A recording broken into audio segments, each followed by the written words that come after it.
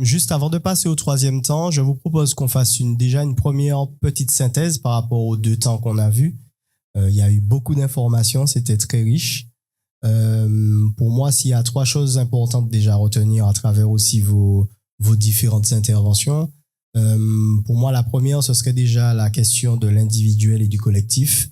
Le projet qu'on mène, il est vraiment d'essayer de sortir d'une approche uniquement individuelle et hygiéniste des consommations et des addictions, mais essayer de remonter à un niveau collectif et comment est-ce que la parole peut permettre finalement de faciliter la compréhension des consommations. La deuxième chose, c'est ce que vous avez dit effectivement, c'est le fait que ça a percuté quand vous avez dit que vous gérez effectivement des personnes. Les employeurs gèrent des problèmes et en fait de la productivité. L'idée, selon moi aussi, c'est de pouvoir lier les trois types de prévention primaire, secondaire et tertiaire et arrêter de les cloisonner.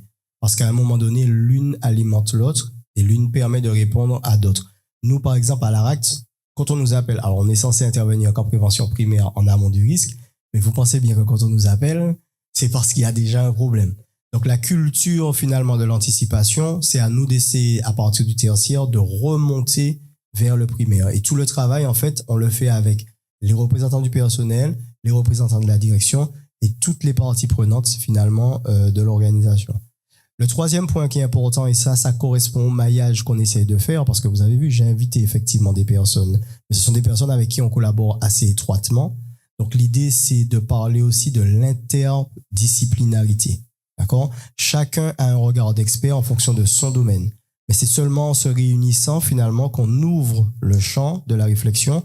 Je parlais tout à l'heure avec Madame Lauriane Lacrampe tout à l'heure. C'est qu'il y a des sujets, si on y réfléchit seul, en fait, on ne pense pas à ouvrir l'esprit sur le contexte historique, le contexte social, sur pourquoi les gens consomment, sur les fonctions des consommations. Tout à l'heure, Dominique a dit quelque chose d'important.